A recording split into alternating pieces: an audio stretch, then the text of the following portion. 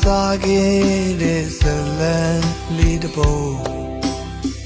ငါတွေ့တော့ကြည်ခွဲစရာစာမျက်နှာတွေနဲ့ရဝိထုလေးတုံးလိုပါပဲမင်းကိုမုန်းနဲ့မုန်းနေနဲ့ငါနှလုံးသားတွေနေကိုယ်နေထုတ်နေမိတယ်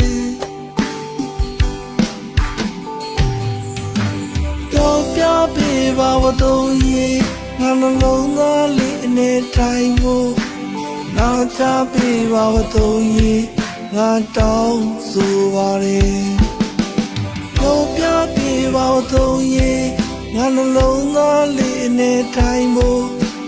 နာချပေးပါဝတော့ရေငါတောင်းဆိုပါれ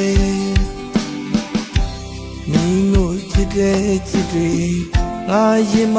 တန်နေသည်လို့မုန်းနေဖြစ်နေတာလားဥပိ္ပခာဆိုတဲ့စကားတွေမင်းတွေ့မသုံးသေးတဲ့ဝိကျွေးတစ်ခုလို့စနေရမလား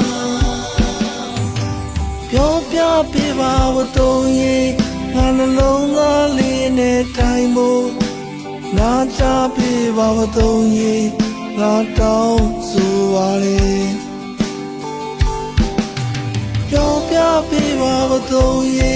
ငါနှလုံးသားလေးနဲ့တိုင်ဖို့နာချပေးပါဝတော့ရေငါတောင်းဆိုပါれ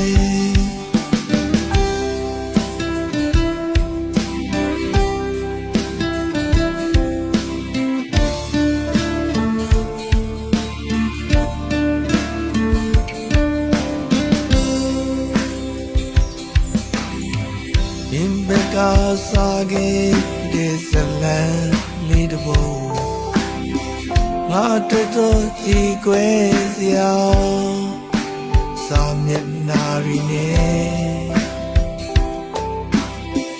ရဝိတုလေးတုံးလိုပါပဲ